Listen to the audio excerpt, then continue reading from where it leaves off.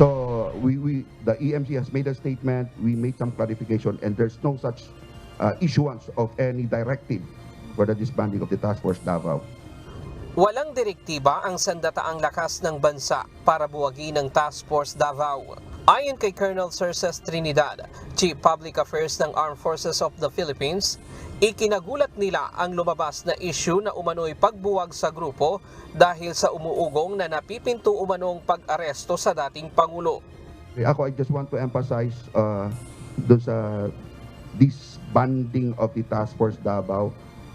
Honestly, nagulat kami doon at we don't know where it came from, basically.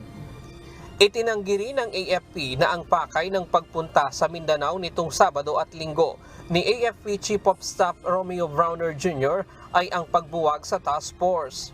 The Chief of Staff went to Davao last weekend, but his sole purpose was for three things. Look into the HADR, how the AFP will assist sa sakuna po na nangyayari sa Davao. Pangalawa po is yung operations po that is being conducted in Davao. And third is to look upon the welfare of the troops, their unwavering, to remind them of our unwavering commitment towards being united and professional.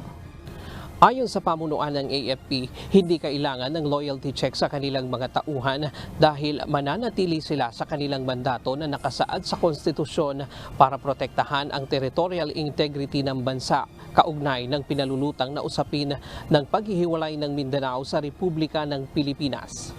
Mananatili rin sila sa kanilang misyon na protektahan ang mamamayan, pangalagaan ng Estado at ipagtanggol ang kalayaan ng bansa. I think the Chief of Staff has made very clear on his particular statement that we will be remaining, will remain loyal to the Constitution and of course to the chain of command. Ryan Lacanlale, UNTV News and Rescue. Diyos ang aming sandigan, serbisyo publiko ang aming pinahahalagahan.